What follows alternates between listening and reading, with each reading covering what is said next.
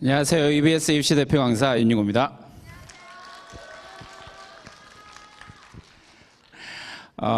첫 교사 생활을 요런 비슷한 분위기의 고등학교에서 했어요. 시골에 있는, 시골 아니죠?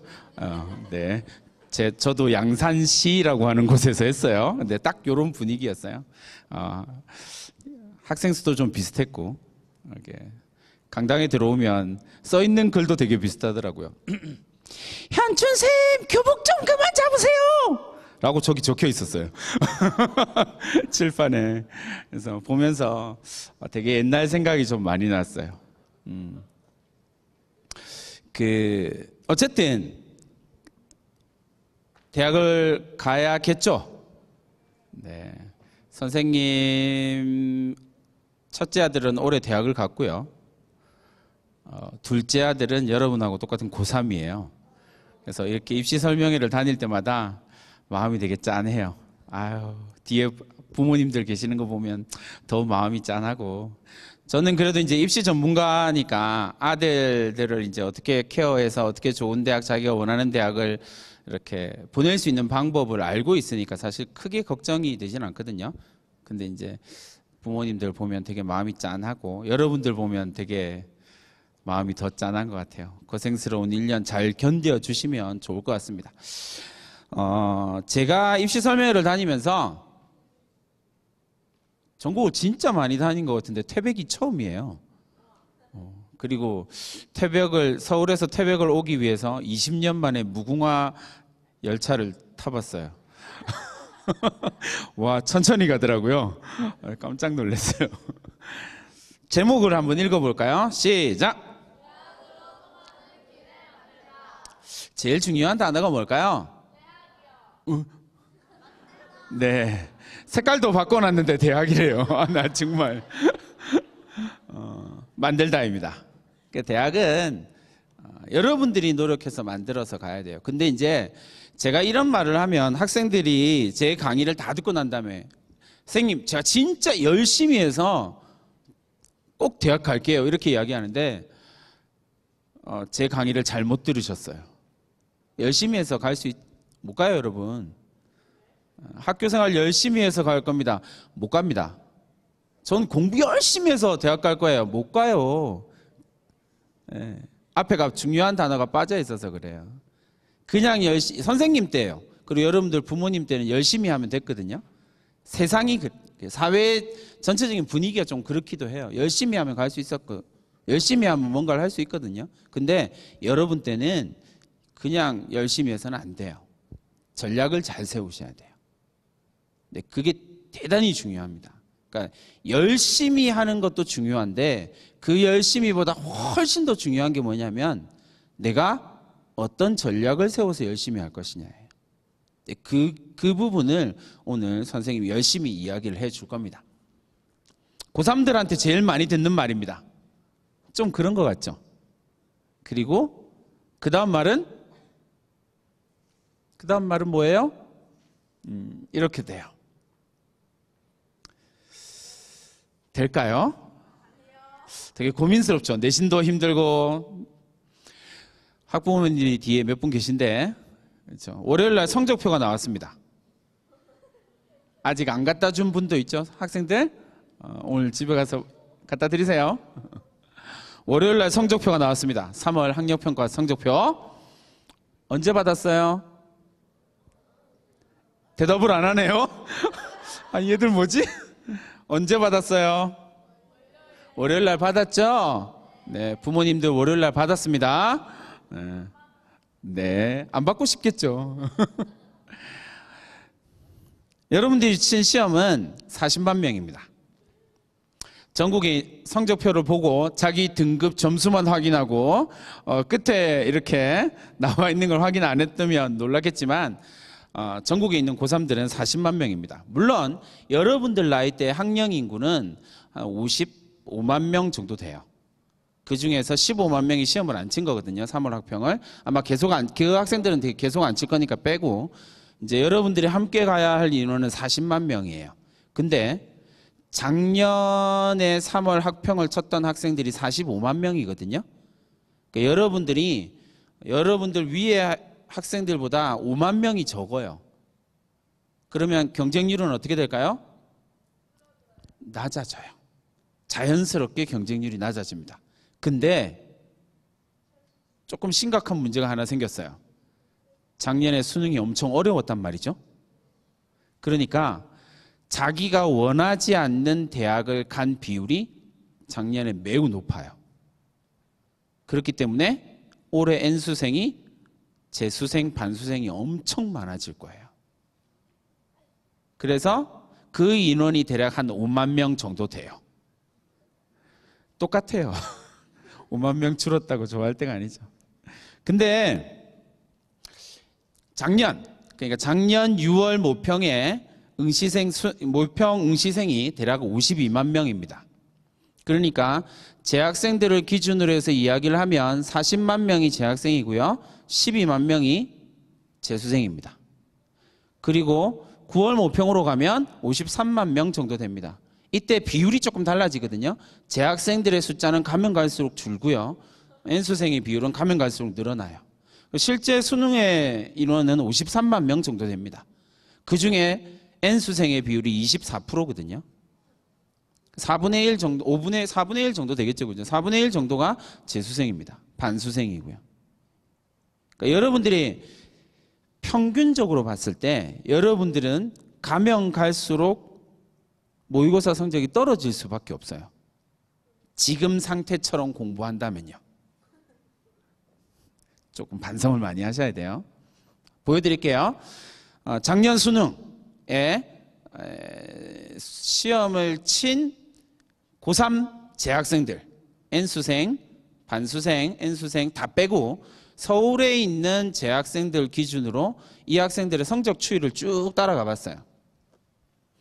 국어 과목만 봤습니다. 다 보여드리고 싶지만 시간이 없으니까. 국어 과목을 보니까 노란색으로 표시되어 있는 부분은 하락, 하락, 하락. 여러분들이 지금 3월 학평의 성적을 유지할 수 있는 비율은요, 생각보다는 현저히 낮아요. 왜? 그럴까요? 당연하죠. N수생들, 반수생들이 들어오니까. 상위권들, 이게 이제 입시 전체의 전략으로 보면 조금 달라요. 옛날에는 이 정도까지 아니었는데 조금 사태가 점점 심각해지고 있거든요. 올해 수능 만점 받은 학생들, 만점 받은 사람 중에 지방의 의대에서 지방 의대를 갔다가 재수해서 이번에 수능 만점 받은 사람이 있었잖아요. 그 학생은 왜 재수를 했을까요? 지방에 있는 유명한 의대를 갔는데 서울 의대를 간 학생하고 지방 의대를 간 학생이 정시에서 한 문제 차이예요. 수능 한 문제예요. 그게 과탐 한 문제면 더 억울하겠죠. 그러니까 내가 왜 이렇게 하고 반수를 하고 재수를 해요. 옛날에는 스카이 쓰고 서성 한까지 해서 6개를 쓰면 한양대생들이 반수생이 정말 많았거든요. 근데 지금은 이제 서성한 쓰고 난 다음에 서영고 쓰고 난 다음에 연대를 좀 많이 쓸 수 있으면 3개까지 쓸 수 있거든요. 그러면 6개를 대충 다 써요. 내진 5개가 서영고에서 끝나거든요. 그러면 6번째 카드가 성대나 서강대가 돼요. 그러니까 요 근래 반수생들의 상위권 비중은 성대랑 서강대가 제일 많아요. 오히려 한양대는 지금 반수생 숫자가 확 줄었거든요. 그러니까 상위권 반수생이나 재수생들이 아주 많아졌다는 사실도 여러분들이 조금 더 긴장을 하셔야 돼요. 그래서 이런 결과가 나옵니다. 이제 6월 성적 수학을 한번 보면 이렇게 되겠죠. 실제로도 이제 6월 모평에 1등급 받은 학생이 수능에서 1등급 받는 비율 43% 정도 됩니다. 이건 서울에 있는 학생들이기 때문에 좀 높게 나와요. 전국으로 보면 저거 반토막 나거든요. 그러니까 여러분들이 여러분들의 성적을 지킨다는 건 정말 쉽지 않다라는 거예요. 3월 학평 성적을 보고 어떤 생각을 했는지 모르겠지만 선생님이 근무하고 있는 학교의 학생들은 3월 학평 성적표 나오고 그 다음날 선생님이 야 이러면서 수업을 들어갔더니 자고 있더라고요. 야, 너 그 성적을 받고 잠이 오니? 막 이렇게 물어보거든요. 선생님은 되게 나쁜, 되게 독하게 막 애들을 갈구는 스타일이라서 야, 너 그 성적 받고 잠이 와? 막 이렇게 물어봐요. 잘 온대요. 할 말이 없더라고요. 네, 그러면 어쩔 수 없죠. 뭐. 잘 생각하셔야 됩니다. 내가 어느 정도 지점에 서 있는지를 고민을 해야 내가 어디로 나아갈 수 있는지를 고민할 수 있게 돼요. 그 방향은 지금 여러분들이 어떤 지점에 서 있는지를 정확하게 분석을 해야 나올 수 있는 거거든요. 그에 대한 고민이 없으면 사실 조금 그래요. 여러분 인생이잖아요.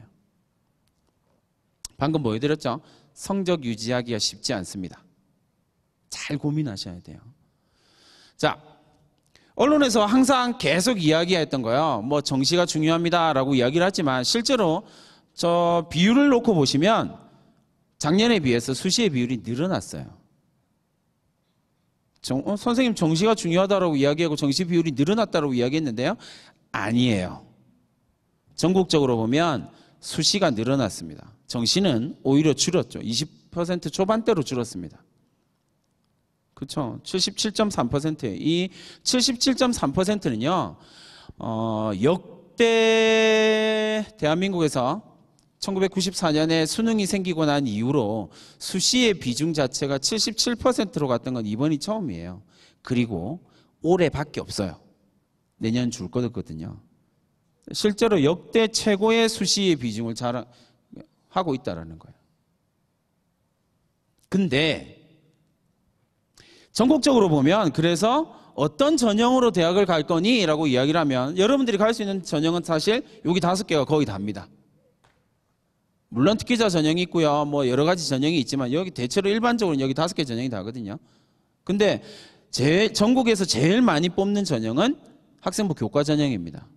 내신 100% 전형이죠. 42.4%를 뽑습니다. 내신이 진짜 중요하죠. 근데 문제는 여러분들이 가기를 소원하고 내지는 정말 가고 싶어라 하는 대학을 15개 대학 쭉 추려서요. 보면 학생부 교과 전형은 5.9%밖에 안 됩니다. 그리고 학생부 종합 전형이 45%예요. 18개 대학으로 가면 50% 정도 됩니다. 다시 말하면 대학의 입장에서는요. 여러분들의 고등학교에 있는 내신이 크게 중요하지 않다라는 이야기예요.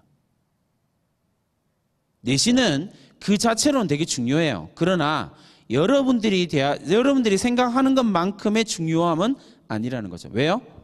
대학은 여러분들 고등학교에 있는 내신이 어느 정도 우수하냐라고 이야기했을 때 그 우수함을 믿지를 않거든요. 그걸 믿는다면 어떻게 해야 돼요? 학생부 교과 전형으로 뽑아야죠. 근데 학생부 교과 전형으로 안 뽑잖아요. 서울에 있는 이제 선호가 높은 대학들은 학생부 교과 전형이 거의 없거든요. 왜요? 고등학교 내신 믿을 수 없으니까요.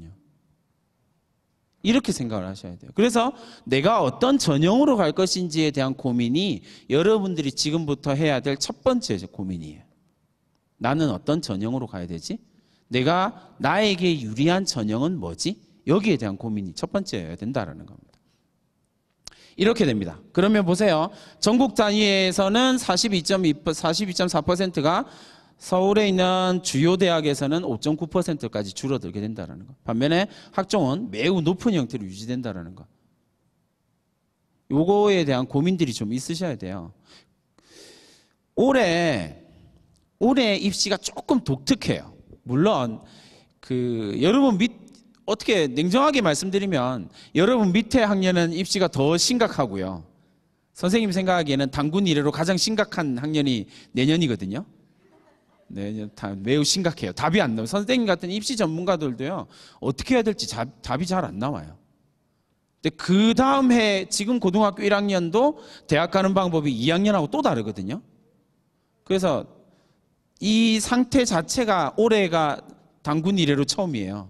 1, 2, 3학년이 대학 가는 방법이 다 달라요. 이런 이상한 제도를 만들어 놓은 거죠. 근데 그나마 3개 학년 중에서 그나마 나온 건 고3이에요. 축복받은 세대. 보세요. 올해 입시가 되게 독특한 점이 있는데 그게 뭐냐면 금방 말씀드렸던 것처럼 모집 인원은 좀 주는데 수시는 좀 늘어났어요.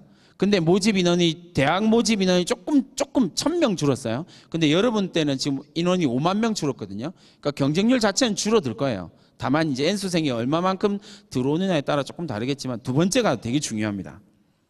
전국 단위에서 보면 정시의 비중이 줄어들고 수시의 비중이 늘어났는데 서울에 있는 선호 15개 대학을 기준으로 보면 정시 비율이 압도적으로 늘어났어요.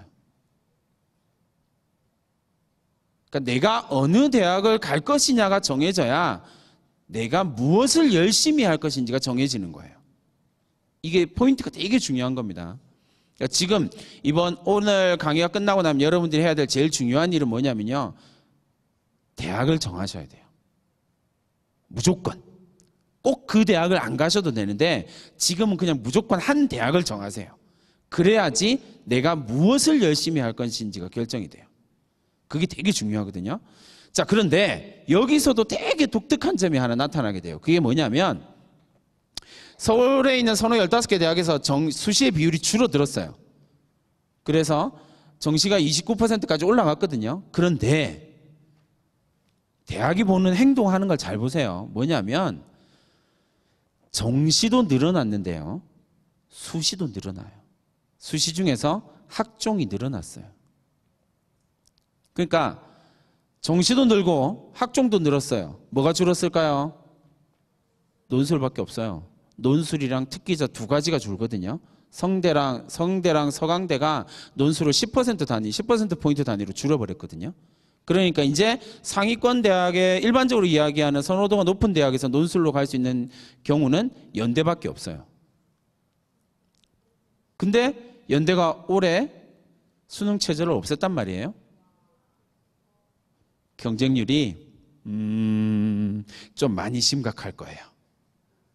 2019학년도 그러니까 작년 입시에서 논술 경쟁률 제일 높았던 거 어느 정도 될까요? 생각해 보세요. 논술 경쟁률 30대 1. 성균관대학교 평균이 70대 1이에요. 네. 30대 1은 어디에서 나온 거죠? 충격적인데요.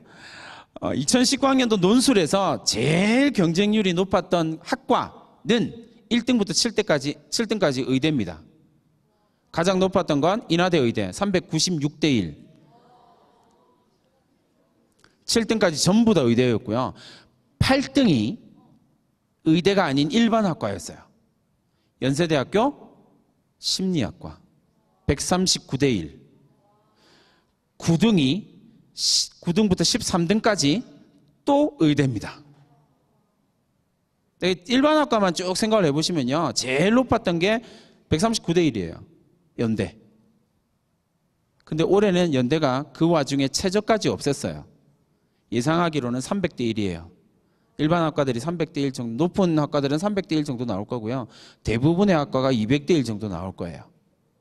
왜요? 지금 성대랑 서강대 다니고 있는 성대, 서강대, 한양대 이렇게 다니는 애들이 전부 다 연대 논술 볼 거거든요. 수능 최저가 없잖아요. 그래서 그렇게 될 거라고요.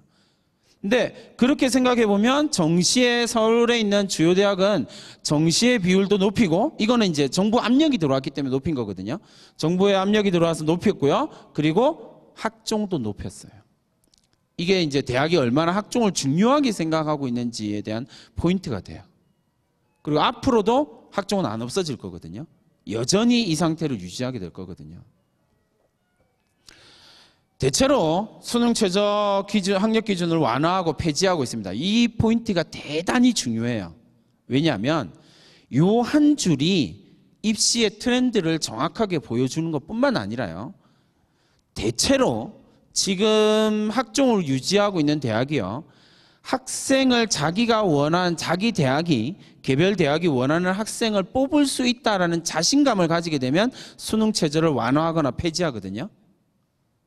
연대 같은 경우도 그런 자신감 때문에 완화하고 폐지를 해버린 거거든요. 자기가 원하는 학생을 뽑을 수 있다라는 거예요. 다른 말로 하면 학종의 선발이 매우 정교해지고 있다라는 이야기가 돼요.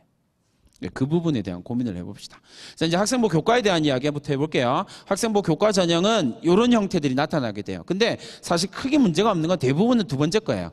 교과 성적 1단계 3배수 뽑아서 면접 봅니다. 뭘로 뽑아요? 면접으로 뽑는 거예요.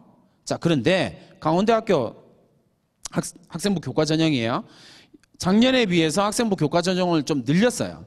이게 어떤 의미냐면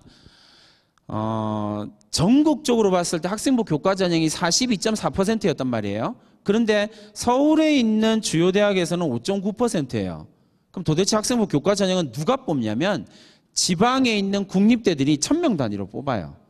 그래서 42.4%가 나오는 거거든요. 역시 강원대 늘렸어요. 수시에서 학생부 교과 전형을 좀 늘리고요. 교과 전형도 늘렸어요. 그래서 25% 그리고 지역 인재 17% 이렇게 해서 45.7%를 교과 전형으로 뽑아요. 그러니까 전체 인원의 거의 절반을 학생부 교과 전형으로 뽑는 거예요. 교과 100%고요. 단계형으로 갑니다. 자, 그런데 강원대학교 합격한 학생들의 내신 평균을 한번 살펴봤어요. 이렇게 됩니다.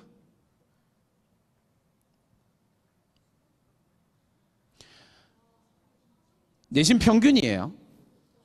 그러니까 학생부 교과 내신 평균이라는 이야기는 학생부 1학년 1학기부터 3학년 1학기까지 강원대학교 같은 경우는 국영수사 전과목이에요. 그러니까 문과는 국영수사 전과목이고요. 이과는 국영수과 전과목이에요. 그러니까 조금 평점이 조금 낮게 나오긴 해요. 지방 국립대들이 이 정도 수준이거든요. 대부분 비슷해요. 그죠? 경영회계학부 3.4라는 이야기는요, 대체로 학생부 교과 전형으로 강원대 쓰는 학생들의 상위권 학생들이 1.7 정도에서 끊어지거든요. 1.7, 8 요 정도에서 끊어지니까 평균이 3.4가 나오려면 문 닫고 들어가는 학생은 대체로 3점대 후반 정도 된다라는 이야기예요. 이게 이제 나중에 조금 더 세밀하게 들어가서 80% 컷까지 확인하면 이 부분이 이제 어느 정도 선인지를 확인할 수 있거든요. 그건 대략 요 정도의 내신이 들어갑니다. 근데 서울에 있는 중앙대학교를 보시면 학생부 교과 내신이 평균이 합격한 학생들의 평균이에요. 합격한 학생들의 평균이 이 정도가 나옵니다. 미디어 커뮤니케이션 학과 1.27이라는 말은 무슨 말이냐면요. 1학년 1학기부터 3학년 1학기까지 5개 학기 동안 국영수 4과목 군에서 대체로 30과목 정도를 이수를 해요. 그 중에서 3과목이 2등급이 나오면 1.27이 됩니다. 본 적이 잘 없죠? 네. 선생님도 몇 명 못 봤어요. 네, 그런 학생들이 전국에 많아요. 생각보다. 실제로 쓸 수 있는 학생들이 되게 적어요. 근데 아까 봤던 강원대학교 지방국립대 같은 경우는 충청대학교, 충남대 이런 대학들이 전부 다 이 정도 선을 보이고 있거든요. 그러니까 나의 내신을 기준으로 했을 때 내가 어떤 전형을 쓸 것인가 확정되면 노려 범직한 거예요. 아까 일부에서 정유빈 쌤이 얘기하셨던 것처럼 내가 어느 정도의 그 목표를 가지느냐에 따라서 지금 행동이 달라지게 되는 거거든요. 대부분의 대학은요, 학년별 교과 성적 반영 비율이 1학년 20, 2학년 40, 그리고 3학년 1학기가 40이에요.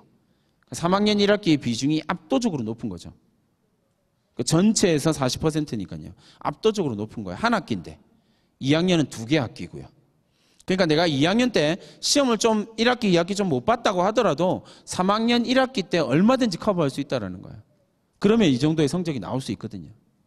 여기에 대한 고민을 좀 해보셔야 되는데 실제로 학생부 교과 전형을 쓰는 학생들이 그렇게 이렇게 지원자의 풀이 넓다라고 이야기할 수는 없어요. 그래서 모든 전형 가운데에서 경쟁률이 가장 낮아요.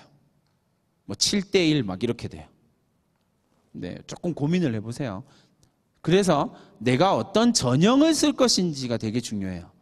그 전형에 대한 고민이 지금 결정돼야 내가 무엇을 준비할 것인지가 결정된다는 거예요. 학생부 종합전형입니다. K대학이에요. K대학 어딘지 알죠? K대학이 워낙 많긴 하지만 유빈쌤이 나온 대학이에요. 한번 읽어보세요. 이거죠? 이거 K대학의 학생부 종합전형 안내 책자를 이렇게 책 페이지를 딱 넘기면 첫 번째 나오는 글이에요. 선생님은 21년째 교사 생활하고 있고요. 이런 학생을 본 적이 없어요. 그리고 앞으로도 못 볼 것 같아요. 이거는 말도 안 되는 소리죠. 이런 학생이 어디 있어요? 없어요. 그 세 개 중에 하나는 있겠죠. 뭐 좀 과한 학생은 한 2개 정도까지는 본 것 같아요. 근데 3개를 다 안다 그런 건 없어요. 세 번째 거 보세요. 자기주도적으로 미래를 설계하고 이런 학생은요. 선생님 학교가 1200명이거든요. 3개 학년에 1200명인데 1200명 가운데서 2명쯤 본 것 같아요. 없어요. 근데 왜 이런 거 적어놨을까요? 그냥 상징적으로 적어놓은 거예요. 대학도 큰 의미를 부여하지 않고 적어놓은 거예요. 근데 맨 마지막이 되게 중요해요. 대학이 진짜 심혈을 기울여서 학생부 종합전형에서 뽑고자 하는 학생이에요. 대학의 목표예요. 대학이 왜 성적 좋은 학생, 우수한 학생, 이렇게 잘하는 학생을 뽑으려고 할까요? 목적이 이거예요. 제가 그래서 이 K대학을 되게 좋아해요. 솔직하거든요. 전국에 189개 4년제 대학에서요. 이걸 솔직하게 쓴 대학이 딱 한 대학이 있어요. 그렇죠. 그럼 보세요, 여러분. 대학이 여러 가지 전형을 만들어 놓은 목적은 딱 하나밖에 없다는 거죠. 뭐예요? 졸업 후에 대학을 빛낼 학생을 뽑고 싶은 거예요. 근데 그걸 다른 말로 뭐라고 그래요? 우수한 학생이에요. 그럼 여러분들이 대학을 가려면 어떻게 해야 돼요? 내가 우수하다는 사실을 어떻게 해야 돼요? 증명해야죠. 어필해야죠. 자, 이제 양심의 손을 얹으시고 스스로에게 물어보세요. 자, 다 같이 질문해 봅니다. 나는 우수한가? 손 들어봐. 네. 아무도 없어? 곤란한데? 근데 이제 우수하다라는 말이 그렇잖아요. 이게 사람마다 다 다른 거거든요, 사실. 근데 대학이 여기에 대한 고민을 좀 했어요. 그래서 어떻게 뭐가 우수하고 어떤 점이 우수하다라고 이야기할 수 있느냐에 대해서 이야기를 해줬어요. 뭐냐면 학인전발이라고 이야기를 해요. 물론 대학마다 쓰는 용어는 거의 대부분 다 다르긴 한데 이게 가장 보편적인 단어예요. 학인전발이요. 네가 어떻게 우수하다라고 이야기할래? 라고 이야기를 하면 대학은 학인전발에 대해서 이야기를 해요. 이게 뭐냐면 학업 역량, 인성, 전공적 합성, 발전 가능성이라고 하는 단어예요. 이게 대학의 학생부 전형을 평가하는 요소 4가지거든요. 단어는 조금씩 다를 수 있는데 대체로 요 4가지로 보면 돼요. 이게 이제 각각이 무엇이냐라고 이야기를 하면 이렇게 이제 이야기를 할 수 있겠죠. 예를 들어서 제일 오해가 많이 하는 게 학업 역량이라고 하는 단어예요. 학업 역량이다 라고 이야기를 하면 여러분 머릿속에 뭐가 떠올라요? 내신 성적이 떠오르겠죠. 그걸 우리 뭐라고 그러냐면 저쪽 끝에 가면 학업 성취도라고 불러요. 학업 성취도요. 근데 그 밑에 학업 성취도 말고 다른 게 있죠? 학업 태도와 학업 의지, 그리고요 탐구 활동. 그러니까 단순하게 학업 역량이다라고 이야기할 때 내신 성적이 아니라는 사실을 꼭 기억하셔야 돼요. 이제 그러면 학업 역량이 뭐냐라고 이야기를 하면 세부 학업 역량을 평가하는 요소들을 보면 이렇습니다. 첫 번째 건 당연히 그거죠. 학기별, 학년별 성적은 고르게 유지되고 있는가? 내신. 저는 아닌데요. 상관없어요. 왜냐하면 학업 역량은 저걸로만 측정하지 않거든요. 여러 측정 요소 가운데 하나인 거거든요. 그러니까 요 근래에 대학이 학업 역량에서요. 그 선생님은 직업상 여러 대학의 학생부 입학사정관들을 좀 자주 만나는 편이거든요. 대학 교수들도 자주 만나고 이렇게 자주 만나는데 요 근래 대학이 학업 역량에서 되게 대단히 중요하게 생각하는 게 뭐냐면요. 세 번째 거예요. 세 번째 거예요. 새로운 지식을 획득하기 위해서 여기에 조금 별표가 쳐져요.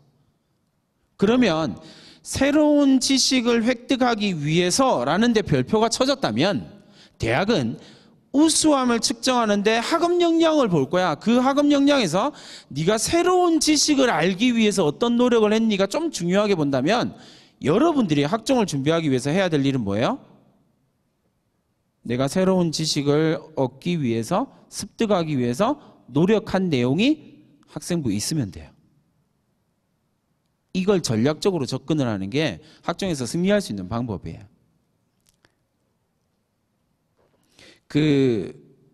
선생님은 이게 학교에서, 그리고 또 뭐 이렇게 이러저렇게 지도하는 학생들이 되게 많은데, 이제 올해 대학을 들어간 학생 중에 제일 인상에 남는 학생이 이제 성대 사회학과 간 학생이에요. 내신이 조금 안 좋았거든요. 그 선생님 학교에서 성대를 쓰는 학생들 가운데서 가장 낮은, 그리고 맨 마지막 학생과도 내신이 0.5점 이상 차이 나는, 그래서 넌 왜 성대를 쓰니? 담임한테 욕을 뒷다 쳐먹고, 그리고 심지어 사회학과를 썼어요. 선생님 학교는 사회학과를 합격시킨 지가 7년 만이에요. 아예 쓰지도 않았어요. 왜냐하면 높거든요. 근데 선생님이랑 상담하면서 넌 사회학과 콜 가자 그래가지고 담임쌤이랑 대판 싸우고 썼어요. 그리고 6개 학종을 전부 다 사회과 썼거든요. 그리고 6개 전부 다 붙었어요. 왜냐하면 포인트를 어디에 맞춰야 될지를 정확하게 알기만 하면 돼요. 이 학생이 이제 지금 이 말을 드리는 이유는, 선생님이 이 학생에게 포인트를 맞춘 건 학인전발이라고 이야기할 때 4가지의 능력을 모두 다 가진 학생, 그런 학생 없어요. 욕심내지 마세요. 그런 학생은 존재하지 않아요. 그 능력 가운데서 2개 정도가 최대라고 보시면 돼요. 2개를 보여주는데 이 학생은 진짜 여기에 꽂혔어요. 3년 동안 선생님하고 새로운 지식을 알기 위해서 막 무단히 노력을 했거든요. 그 과정을 선생님이 친절하게 막 적어줬어요. 활동했던 내용들을요. 이어지면 진짜 새로운 지식을 알기 위해서 적극적으로 활동한 모습들이 학생부에 드러나는 거예요. 그리고 면접을 갑니다. 그 학생이 면접을 가서 교수가 어떤 질문을 할 것 같아요? 그거 질문해요. 이 활동을 통해서 이렇게 이야기한 새로운 지식을 알기 위해서 어떤 걸 배웠어요? 제가 이걸 배웠습니다. 그럼 이건 어떻게 하게 된 거죠? 이렇게 하게 된 겁니다. 라고 대답한 거죠. 그것만 준비되면 돼요. 그게 나의 우수함을 보여주는 거거든요.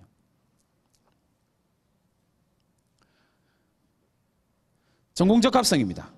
이 전공적 합성이요, 사실 오해가 진짜 많은 영역이에요. 할 말이 이거 가지고 몇 시간 해도 될 이야기예요. 진짜 오해가 많은 부분이거든요. 전공적 합성이다라고 이야기를 하면요, 제일 많이 하는 이야기가 이런 거예요. 자, 의대를 가고 싶습니다. 동아리 활동 뭐 해야 될까요? 의료 관련, 생명과학 관련 동아리. 아니에요. 되게 수준 낮은 거예요. 엄청 수준 낮은 거예요. 전공적 합성은 그런 얄팍한 단어가 아니거든요. 근데 자꾸 그래요. 의사가 되기 위해서는요, 봉사활동을 병원에 가서 봉사활동해야 된대요. 누가요? 입장 바꿔서 생각해 보세요, 여러분. 여러분들이 의대에 있는 교수거나 의사예요. 병원에 봉사활동하러 온 고등학생들을 보면서 야, 쟤들은 정말 열심히 의사가 되기 위해서 준비하는구나 라고 생각할까요? 안 해요. 걔들 병원에서 청소하는데요. 걔들 병원에서 창고 정리한다고요. 그게 의사랑 뭔 상관이 있는데요? 아니에요. 그렇게 오해하니까 학종에서 자꾸 떨어지는 거예요. 그리고 나는 왜 그런 봉사활동을 했는데, 왜 그런 동아리 활동을 했는데 전 떨어지죠? 이런 이야기를 하는 거예요. 터무니없는 이야기예요, 여러분. 전공적 합성은 그런 얄팍한 단어가 아니라고요. 전공적 합성에서 제일 중요한 건 뭐냐면 역시 3번이에요. 네가 지원 전공과 관련된 어떤 책을 읽었니? 적절한 책을 읽었니? 그 책을 읽고 네가 뭘 했니? 생각해 보세요, 여러분. 질문 하나만 딱 던지면 여러분들이 선생님 말이 좀 선명하게 이해될 거예요. 서울대학교, 고려대학교, 연세대학교에 진학한 학생들 가운데에서 동아리 활동의 댄스부 활동을 한 학생은 있을까 없을까요? 엄청 많아요. 엄청 많다니까요. 농구 동아리 있을까요 없을까요? 엄청 많아요. 축구 동아리 있을까요 없을까요? 엄청 많아요. 그럼 걔들은 전공 적합성을 축구로 보여줬나요? 이런 이야기를 하니까 학종이 이해가 안 되는 거예요. 제가 올해 연대 보낸 학생이에요. 연대 보낸 학생, 그 학생도 마찬가지예요. 그 학생은 학생 연대 활동 우수를 의상학과를 적고 그 다음에 선생님이랑 도전해서 그 연대 특기자를 적었어요. 국제학부로 해서 특기자를 적었어요. 둘 다 붙었어요. 행복한 고민이죠. 연대를 둘 다 붙었단 말이에요. 그러면 어디를 갈까요? 그래서 특기자로 갔어요. 이 학생의 학생부 전체가 의상이거든요. 의상 디자인 아니고 의류 산업에 포커스를 맞춘 학생이에요. 그래서 국제학부를 쓰면서 자소서에서 뭐라고 이야기했었냐면, 야, 너는 국제적인 감각을 가지고 있는 의류 산업의 CEO. 이게 네 인생의 목표. 그래서 우리 우리 잘 알고 있는 브랜드 몇 개 있죠? 일본에서 넘어온 그런 것들, 그만 자라 뭐 이런 것들 있잖아요. 그런 브랜드들을 만드는 CEO를 목표로 만든 거예요. 그 학생과 선생님이 끊임없이 이야기하면서 전공적 합성이요. 그 학생이 그 동아리가 뭐였는지 아세요? 댄스부였어요. 이야, 진짜 기가 막히게 춤을 춰요. 여학생이거든요. 깜짝깜짝 놀래요. 기가 막히게 춤을 춰요. 창체 동아리 댄스부, 그리고 자율 동아리 댄스부. 춤에 미친 여학생. 근데 그 학생이 어디를 갔다고요? 연대요. 흔히 말하는 전공적 합성이 빵인데요. 그렇게 생각하니까 안 되는 거예요. 아니라니까요. 그러면 그 학생은 도대체 전공적 합성을 동아리를 통해서 안 보여줬나요? 아니요, 보여주죠. 어떻게 보여줘요? 댄스 동아리 공연을 기획하면서 이 학생이 보여줬던 창의성에 포커스를 맞추는 거예요. 댄스 동아리 활동을 하면서 이 동아리에서 공연 기획을 이 학생이 어떤 포인트를 가지고 어떤 주제를 가지고 어떤 컨셉으로 진행했는지를 창의적으로 보여주는 거예요. 그러면 이 학생은 뭘 갖고 있는 게 돼요? 창의성을 가지고 있는 학생이 되는 거죠. 그게 전공적 합성이에요. 전공적 합성은 능력으로 표현되는 단어입니다. 활동이 아니에요. 내가 무엇을 했느냐 전혀 중요하지 않아요. 무조건 능력이에요. 그 능력을 보여줬느냐 보여주지 못했느냐가 결정해요. 그 부분을 좀 잘 생각하셔야 돼요. 자, 이제 조금 디테일한 부분으로 들어가서 이 부분을 좀 설명해 드릴게요. 학종은 평가 방식이 두 가지예요. 하나는요, 횡단평가고요. 하나는 종단평가예요. 하나의 횡단평가는 뭐냐면 여러분들이 1학년 때 자율활동, 동아리활동, 봉사활동, 진로활동, 교과서 획득, 도서, 그리고 종합의견, 수상 어떤 거 있는지를 1학년 한 해를 쭉 보는 거예요. 그리고 여러분들의 진로와 맞추는 거예요. 경영학과를 진로로 가지고 있었던 이 1학년 때 이 학생이 무엇을 했는지를 쭉 보는 거예요. 관련 있는 활동을 했는지, 깊어지기 위해서 노력했는지, 관련된 책을 열심히 읽었는지를 횡단으로 평가합니다. 1학년 때 한 번 평가, 2학년 때 한 번 평가, 3학년 때 한 번 평가. 횡단으로 3번을 평가하죠. 그러고 난 다음에 대학이 하는 방법이 뭐냐면요, 종단으로 이걸 때리는 거예요. 5개 학기 동안을 연속해서 봐요. 그러면 이 학생은 도대체 5개 학기 동안 어떤 역량을 키우기 위해서 노력했지? 이걸 분석해내면 이 학생이 정확하게 어떤 학생인지를 튀어나와요. 서울대학교 입학사정관이요. 서울대학교 전임 입학사정관, 그러니까 입학사정관 일만 하는 입학사정관이 24명이에요. 전국 대학에서 가장 많아요. 그러니까 월급을 받고 입학사정관 일만 해요. 이 사람들의 평균 재직 기간이 7년이거든요. 7년 동안 고등학교 학생부만 봤어요. 도사들이에요. 여러분 학생부 딱 갖다 주잖아요. 어느 지역에 있던 고등학교도 얘기 안 해요. 어느 지역에 있는 어느 지역의 고등학생의 학생부입니다. 어느 고등학교인지 얘기 안 하고요. 그러면 쭉 가릴 거, 여러분 성적 가리고 뭐 이렇게 고등학교 표나는 거 다 가리고 딱 주잖아요. 그거 쭉 읽고 난 다음에 어느 고등학교고요, 이 학생의 성적은 어느 정도고요, 다 나와요. 정확도는 95%예요. 왜 95%일까요? 제가 100번 시험을 해봤거든요. 100번을 해봤거든요. 100장의 학생부를 줘봤거든요. 95장을 정확하게 성격까지 맞춰요. 도사들이에요. 근데 거기다 대놓고 여러분들이 3학년 때 뭔가 조금 깨짝깨짝거린 거 가지고 안 돼요. 평가 방식을 이해해야 돼요. 5개 학기 동안 이 학생이 어떤 능력을 키우기 위해서 노력해왔는지. 근데 선생님 저는 1학년, 2학년 때 못했는데요. 상관없어요. 3학년 때 하시면 돼요. 다만 그걸 전략적으로 접근을 하시는 게 되게 중요하다는 거예요. 보세요. 이 종단평가가 어떻게 이루어지는지 한번 보여드릴게요. 예를 들어서 1학년 때 담임선생님이 차별화된 도전, 투철한 봉사, 학업 성적 우수하고 원만한 교우관계 뭐 이런 이야기를 막 적어줬어요. 일방적으로 여러분들 종합의견에 적히는 이야기예요. 네, 2학년 때 담임선생님이 창의적 아이디어 동아리에 가입했고요. 예체능 소질이 있고 많은 독서량을 적극적인 자세, 이것도 일반적으로 나오는 학생부예요. 3학년 때 이 학생이 뭘 했냐면, 선생님이 지도한 학생이라서 그래요. 3학년 때 이 학생이 선생님하고, 이과학생이에요. 선생님하고 막 얘기를 하다가 자기의 꿈을 발견했어. 선생님이랑 이야기하다 보면 자기의 꿈을 잘 발견하거든요.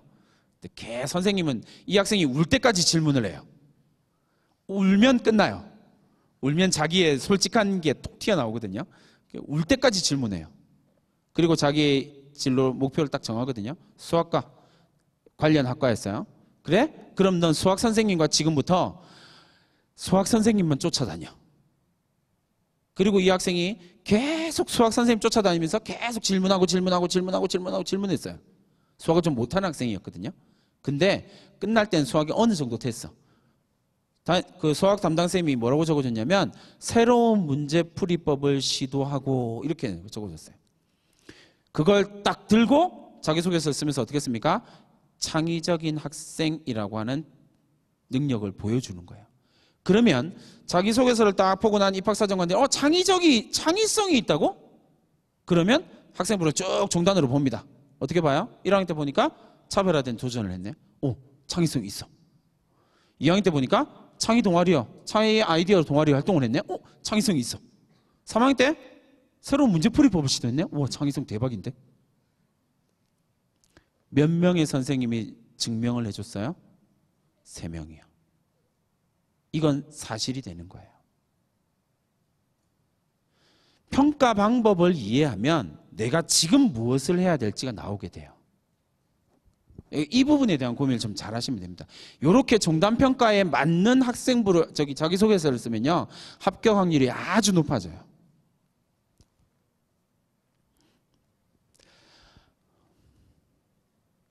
그 학생부를 이야기를 할 때 지금 이제 고3이잖아요. 그 진로가 바뀌는 거 아무 상관없어요. 선생님이 시간이 있으면 더 많은 것들을 보여드리고 싶지만 진로가 바뀌는 거 아무 상관없거든요.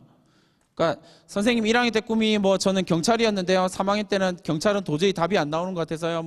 다른 거 하고 싶어요. 얼마든지요. 근데 계기가 선명하면 돼요. 그 계기 중에서 가장 좋은 게 뭘까요? 수업이요.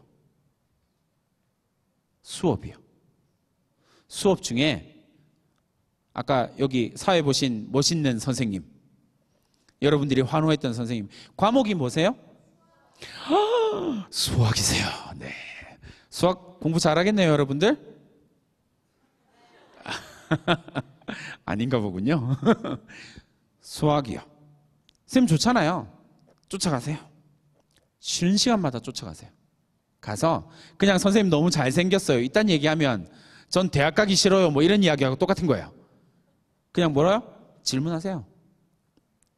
그냥 문제 풀어주세요. 이딴 수준 낮은 질문하지 마시고요. 수학과 관련된 고민을 하세요. 생각을 해보고 책을 읽어보시고요. 고3이어도 상관없어요. 그게 새로운 지식을 알기 위한 도전이고 그게 자신의 학업 역량이거든요. 질문을 하세요. 쌤, 이건 어떻게 이렇게 증명될 수 있죠? 그러고 난 다음에 듣다가 궁금증이 생기잖아요. 그럼 그 궁금증을 해결하기 위해서 책을 읽어. 그죠? 책 읽는데 여러분 혼자 읽는 거 진짜 어려워요. 맞죠? 혼자 못 읽을걸요, 책을? 그럼 이제 어떻게 해야 돼요? 선생님 잠깐만 와보세요. 저랑 이 책 읽는 방과후 하나만 해주세요. 진짜로요. 제가 학교에서 일이 선생님이 엄청 바쁘게 사는 사람이거든요. 근데 학교에서 방과후는 계속 해요. 정말 힘든데 해요. 왜냐하면 학생들이 찾아와서 선생님 이 방과후 좀 개설해 주세요. 한숨을 쉬고요. 꼭 해야겠니? 질문을 해요. 꼭 해야겠어요. 그러면 해줄게. 그러고 난 다음에 학생부에 뭐라고 기록할까요? 학생 주도로 개설된 방과후 학교. 학생 주도로 개설된 이라고 하는 문장이 뭘 표현해요? 이 방과후에 참여한 학생이 자기 주도성을 가지고 있다는 걸 보여주고요. 지적 호기심을 해결하기 위해서 노력했다라는 열정을 보여주는 거예요. 되게 중요한 거거든요. 방과후 학교였죠? 그러면 이제 방과후 학교에서 배운 내용을 탐구보고서를 써서 수학 선생님한테 제출하는 거예요. 그러면 그 내용이 적히잖아요. 그러면 앞에 학업 역량과 연결되는 거예요. 뭐라고 연결되니? 새로운 지식을 알기 위해서 노력한 흔적이 남게 되는 거예요. 3학년 때 반드시 하셔야 될 내용이에요. 이거 하나로 여러분들이 달라질 수 있거든요. 선생님 저희 학교는 탐구보고서 안 쓰는데요? 입력 안 해주시던데요? 그러면 이제 여러분들은 좋은 대학을 갈 수 있는 기회가 생긴 거예요. 왜요? 남들이 안 하는데 누가 한 거예요? 나 혼자 했거든요. 이건 무조건 뽑혀가요. 이건 무조건 뽑혀가거든요. 이 학생부 잘 생각해 보세요, 여러분. 여러분 학교의 학생부는요, 대학 입학사정관들이 지금 몇 년째 계속 보고 있어요. 근데 어떤 문제가 있냐면요, 몇 년째 계속 똑같아요. 선생님들이 나빠서, 학교 프로그램이 나빠서가 아니에요. 똑같은 프로그램을 운영하고 있으니까 똑같이 나올 수밖에 없어요. 근데 그 중에서 내가 남들이 시도하지 않은 한 가지를 시도하면 그게 학생부의 새로운 문장으로 등장을 한다고요. 그게 되게 중요하거든요. 왜요? 적극적인 도전 의식이거든요. 그걸 여러분들이 3학년 때 보여주시면 돼요. 탐구보고서를 썼어요. 또 궁금하겠죠? 그러면 궁금한 거 공부하다가 진로가 바뀌게 되죠. 진로가 바뀌게 되면 그와 관련된 심층 독서를 또 하게 될 거고요. 그와 관련된 동아리 활동이라든지 봉사활동을 좀 하게, 그리고 마지막으로 기록이요. 이게 선생님이 쭉 이렇게 해놓은 건요. 선생님이 가르치는 학생들을 지도할 때 이런 식으로 지도를 해요. 뭐 순서는 얼마든지 바꿀 수 있어요. 그건 여러분들의 역량에 따라 다른 거니까. 중요한 건 학생이 무언가를 하는 거예요. 그리고 그걸 나 혼자 하는 게 아니라 선생님과 함께 하는 거예요. 왜냐하면 여기 나와 있는 기록은 누가 해요? 선생님이 하거든요. 그 포인트를 좀 안 놓쳤으면 좋겠어요. 그러면 선생님 궁금해합니다. 궁금해야 됩니다. 라고 이야기를 하는데 뭘 궁금해야 될까요? 그 궁금증을 어떻게 해결할까요? 라고 이야기하면 이제 이런 책들을 읽어서 해결하시는 거예요. 이건 서울대를 지원한 학생이 자기소개서 4번에서 너의 인생을 바꾼 책이 뭐니? 3개 써봐! 라고 해서 써놓은 거를 정리를 해본 거예요. 서울대를 합격한 학생이 아니에요. 서울대를 지원한 학생들이요. 제일 많이 언급된 책이 미움받을 용기예요. 지금 고등학생들이 매우 심리적으로 불안하다라는 사실을 보여주는 거죠. 그렇죠. 이걸 이제 2014년부터 2018년까지를 쭉 정리를 해보면 대한민국이 참 무서운 나라구나 라는 걸 알 수가 있어요. 왜요? 책이 안 바뀌어요. 장지글로 교수가 새 책 낸 지가 언젠데 아직도 옛날 책, 왜 세계의 절반을 굶주리니까 이런 게 나와요. 그렇죠? 여러분들은 핸드폰이 지금 없죠? 있나요? 없죠. 네. 그래서 이 화면을 보여드리면 공통적으로 하는 행동들이 있으세요. 저 뒤에 부모님들이 전부 다 핸드폰을 다 꺼내셔가지고 1번 핸드폰을 꺼낸다, 2번 찍는다, 3번 집에 가서 뭐 하실까요? 주문하십니다. 그래서 여기에 지금 계속 똑같은 책이 반복되고 있는 거예요. 주문하십니다. 4번에 제일 하지 말아야 될 행동을 하시죠. 읽어라. 읽어라. 근데 여러분 이 책 여러분 혼자 읽을 수 있어요? 못 읽어요. 선생님과 함께 읽으세요. 한 학기 한 권도 괜찮아요. 고3이지만 해보세요. 도전해보세요. 정말 이 장성여자고등학교에서 보지 못했던 3학년의 독서 방과후? 왜? 이 질문이 튀어나와요. 입학사정관들이. 왜? 궁금하잖아요. 그럼 불러요. 1차 학종에서 1차를 왜 3배수를 뽑냐면요. 궁금한 놈들 부르려고 3배수를 뽑는 거거든요. 진짜로 그래요. 농담이 아니고 진짜예요. 그래서 궁금하게 만들면 불려가요. 이 전략을 잘 쓰면 되거든요. 궁금하게 만드시면 돼요. 기왕 이거 나왔으니까 거기다가 한 문장만 적어두세요. 뭐라고 적어두냐면 내가 읽는 책은 나의 지적 역량을 정확히 보여준다. 적어두세요. 되게 중요한 문장이에요. 내가 읽은 책은 내지는 내가 학생부에 기록한 책은요. 나의 지적 역량을 정확하게 보여줍니다. 그러면 되게 단순하게 생각해 보시면 되죠. 1학년, 2학년 때 독서록에 뭐가 들어가 있을까 생각해 보시면 여러분들의 지적 역량이 정확하게 나옵니다. 선생님이 몇 년 전에 고3 담임할 때 선생님은 그 아침 독서 프로그램을 무조건 운영하거든요. 3학년이 됐든 1학년이든 2학년이든 아깨독이라고 해서 아침을 깨우는 독서 이렇게 해서 20분씩 매일 해요. 그리고 학급 활동을 했으니까 그 학급 활동을 자율활동에 적어줘요. 그건 전국에서 몇 명 안 적어주는 활동이거든요. 되게 의미 있게 평가돼요.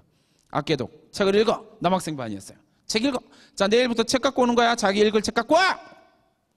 남학생 한 명이 홍길동전을 들고 왔어요. 몇 학년이라고요? 고3이요. 아, 짜증. 여기까지 화가 났는데 친절하니까 야. 책 홍길동전 너무한 거냐? 왜? 다른 책 갖고 와.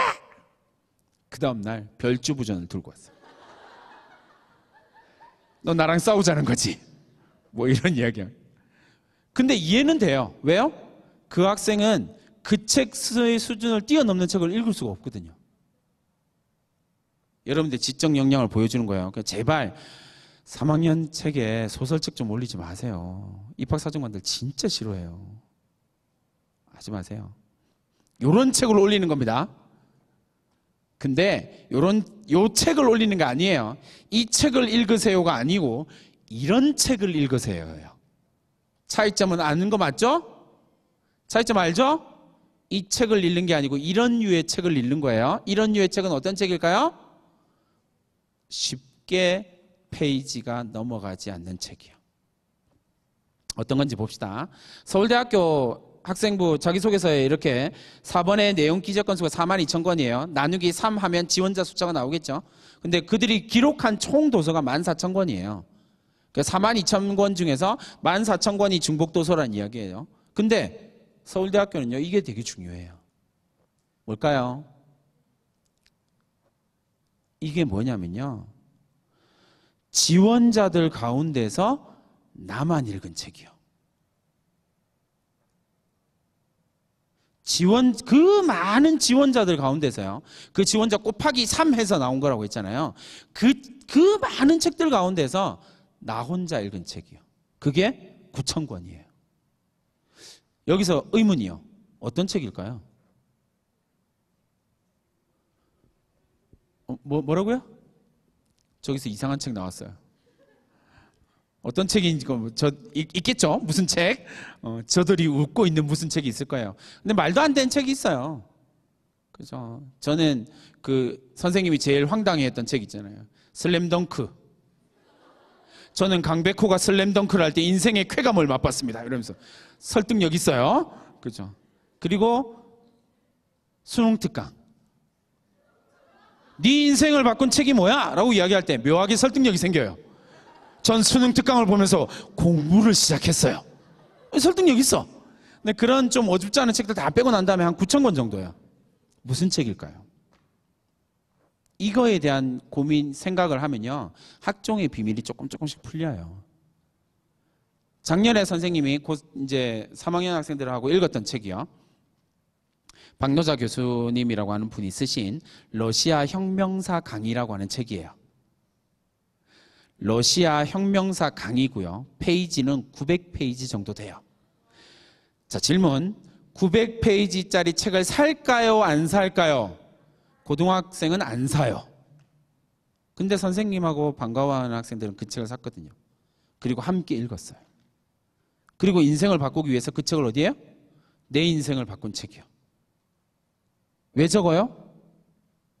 그 학생은 사회복지학과를 꿈꾸거든요. 우리나라에서의 자본주의의 한계를 느끼고요. 그 자본주의의 한계를 극복하기 위해서 우리가 무엇을 할 수 있는지에 대한 고민을 러시아 혁명사 강이라고 하는 책에서 찾은 거예요. 답을. 내 인생을 바꿨어요. 설득력이 생기는 거예요. 이제 대체로 여러분들의 학생부는 이렇게 기록이 되어져 있습니다. 근데 이제 대학의 학생부를 분석하는 방법은 크게 4가지거든요. 학교 행사가 뭐니, 세부 활동 뭐니, 학생 역량 발휘했니, 교사의 평가가 뭐니, 이렇게 4단계로 구분해서 평가를 해요. 근데 금방 봤던 자율활동 내용을 보시면요. 학생이 임원 수련회고요. 세부 활동으로 이런 거 했고요. 그래서 학생이 뭘 했는지는 모르겠는데 교사가 뭐라고 했어요? 협동심을 키웠다고 평가했어요. 이 말은요, 거짓말이죠. 왜요? 여러분들이 무언가를 하지 않았는데 선생님이 여러분한테 와 너네들 협동심이 있다 이렇게 이야기해 준 거잖아요. 거짓말이에요. 평가에서 제외됩니다. 그러니까 대부분의 고등학교에서요 자율활동이 꽉 차 있는데 평가할 때는요 그 부분이 전부 다 지워져요. 복사해서 붙여넣기 한 건 전부 다 지워지거든요. 그러니까 여러분들 학생분은 웬만하면 백지로 가요. 그럼 백지로 갔어요. 그럼 평가할 게 있을까요? 없을까요? 없어요. 그러니까 떨어지죠. 그럼 뭘 넣어야 돼요? 지워지지 않을 복사해서 붙여넣기가 아닌 걸 넣어야죠. 그건 뭘까요? 내가 무엇을 했냐죠. 이게 되게 중요해요. 이거 한두 줄이면 1차에 불려가요. 진짜로요. 선생님이 좀 잘 쓰는 전략이거든요. 네가 뭘 했냐고요. 그러면 방금 선생님이 했던 이야기 한번 읽어볼게요. 쭉쭉쭉쭉 넘어갑니다. 앞에 건 똑같아요. 토론과 질문을 하는 비판적인 세미나 팀에 소속되어서 치열한 세미나 활동을 하였음까지는 일반적인 이야기예요. 그죠? 근데 그 다음 이야기는요. 세미나 과정에서 자본주의 체제의 모순에 대해서 인식하고 누가 인식했어요? 학생이요. 학생 개별적인 이야기죠. 그 다음에요. 그런 한계와 극복에서 의문점을 가지고 지속적인 질문을 누구한테 했을까요? 교사한테요. 그러면 이 내용 자율활동과 연결시켜서 교과세톡에 질문하러 온 학생이 있는 거예요. 이 학생은 계속 질문하러 왔어요 라고 하는 내용이 있는 거예요. 연결시키죠. 횡단평가예요. 그 다음에요. 대안적 자본주의를 탐색하는 등 지속적인 지적 역량을 강화하기 위해서 노력했다고 누가 해줬어요? 교사가 평가를 해줬죠. 이게 되게 중요한 거예요. 이 과정을 통해서 여러분들의 학생부가 낱낱이 분석이 되는 거예요. 그러면 이렇게 분석된다면 내가 여러분들이 준비해야 될 것도 선명해져. 내가 무엇을 했느냐. 이게 포인트가 되는 거예요. 학종입니다. 미래인재 전형이고요. 최저가 없어요. 17%밖에 안 뽑긴 하지만 어쨌든 도전해봄직합니다. 3배수입니다. 뭐라고요? 궁금해, 나를 궁금해해라. 여러분들이 학종에서 첫 번째 전략 가운데예요. 나 되게 궁금하지? 불러. 해보세요. 강원대학교 미래인재 전형 입시 결과입니다. 보시면 경영회계학부 하나만 볼게요. 경영회계학부에 합격한 지원자의 평균은 3.8이에요. 그리고 최저가 6.5예요. 강원도 지역에 있는 모 고등학교에서 내신 6.5 학생이 학생부 종합전형을 쓴 거예요. 근데 이 학생은 안타깝게도 1단계에서 떨어졌어요. 궁금할 게 없는 학생부를 기록한 거죠. 내신이 안 좋은데 궁금할 게 있어야 되거든요. 근데 평균이 3.2예요. 밑에가 3점 평균만 보면 알 수 있죠. 밑부분이 많이 떨어졌다는 걸 알 수가 있어요. 최종 합격함을 보면요. 3.3이에요. 그 말은요. 상위권에서도 몇 개 떨어졌다는 이야기예요. 이런 분석이 가능한 거예요. 강원대학교 학종 합격이 평균 3.3이에요. 평균입니다. 아까 얘기했던 것처럼 상위권 내신도 있고요. 하위권 내신도 있다는 거예요. 건국대학교 자기추천 전형은요. 자기추천 전형이에요. 자기추천 전형이요. 그러니까 추천서가 필요 없는 전형이에요. 담임선생님하고 싸울 필요가 없다는 이야기죠. 그러면 내가 나를 추천합니다 라고 이야기하는 이 전형에서는요. 사회과학과고요. 평균 3.3이고요. 비슷하죠? 최저가요. 7.8이에요. 되게 공과대학 9.0은요. 다음 거 보면 알아요. 1단계 통과한 거 7.8 통과했습니다. 저희 학교 학생입니다. 이 학생의 특징은 뭘까요? 금방 선생님이 이야기하는 거예요. 궁금한 것이 많은 학생부를 만들어 놨어요. 1단계 통과. 그죠? 면접은 네 능력이니까 난 모르겠다. 이게 선생님 스타일이라서. 근데 이 학생은 안타깝게도 최종에서는 떨어졌어요. 근데 최종에 떨어진 학생 평균 보이시죠? 6.5예요. 여러분들이 생각하는 것보다 내신의 어떤 것들은요, 영향력은 그렇게 크지 않아요. 아까 선생님이 이야기했던 것들이 충분하게 갖춰졌다면요, 내신은 무조건 밟고 가요. 어떤 역량을 보여줄 것인지에 대한 고민을 하셔야 돼요. 그게 지금 전략을 세우면 충분하거든요. 계기는 뭐예요? 나중에 자기소개서 쓰면서 계기는요, EBS 입학 설명회에서 내 인생을 바꿀 무엇, 이렇게 쭉쭉쭉쭉 가도 돼요. 얼마든지요. 논술입니다. 아까 처음에 얘기했죠? 연세대학교 논술 올해 핫 이슈가 되겠죠? 경쟁률 300대 1 봅니다. 근처에도 안 가야 되겠죠? 근데 어쨌든 매우 높을 거예요. 근데 전반적으로 봤을 때 논술이 워낙 줄어들기도 해서 크게 의미는 없을 것 같아요. 근데 이제 잘 보시면 논술에서 경쟁력을 가지게 되는 가장 중요한 포인트는 뭐냐면요, 수능 최저예요. 국, 수, 영 이렇게 잡고요. 3개 영역에서 2등급 2개 내지는 3개면 우리나라에 존재하는 모든 대학에 다 쓸 수 있어요. 최저 다 통과하거든요. 연대가 마지막으로 버렸기 때문에요. 의대를 제외한 모든 학과를 다 쓸 수 있어요. 여러분들이 이빨 꽉 깨물고 공부해야 되는 건 난 수능 1등급 받을 거야. 그것도 중요한데 현실적으로는 좀 어려워요. 그러니까 목표는 2등급, 3등급. 합 5, 합 6이에요. 문과는 합 5 내지는 합 6. 이과는 합 6, 합 7. 그거면 돼요. 그러면 여기 가는 거예요. 실질 경쟁률이요. 반토막 나요. 반토막이 뭐예요? 그 논술에서 최저 달성 비율은요, 합격하는 비율은요, 그 최저를 달성하는 비율은 평균적으로 보면 30%예요. 그러니까 반대로 이야기를 하면 내가 논술을 준비해야 되겠다라고 생각할 때 제일 중요한 건 뭐냐면요, 논술 실력도 실력인데 무조건 최저예요. 최저가 1번이에요. 그걸 맞추기 위해서 그냥 피눈물 흘리게 공부하시면 돼요. 그 다음에 내신 생각하는데요, 내신은요 영향력 없어요. 없다라고 생각하시면 돼요. 왜요? 보세요. 위에 보시면 경희대학교입니다. 논술 우수자 전형에서요 1등급 210점이고요 2등급 208점이고요 3등급 204점이에요 6점 차이 나네요. 1000점 만점이에요. 의미 있을까요? 아니요. 어디까지요? 6등급까지요. 대략 5등급, 6등급까지가 대학이 논술에서 마지노선으로 보거든요. 근데 7, 8, 9도 되기는 해요. 가끔. 그러니까 5등급, 6등급 정도까지가 논술 마지노선이라고 생각하시면 돼요. 1000점 만점에 10점. 이렇게 되거든요.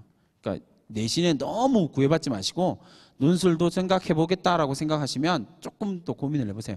중요한 건 내가 어떤 대학을 선정하느냐예요. 목표 대학이 딱 한두 개 정해져야 되거든요.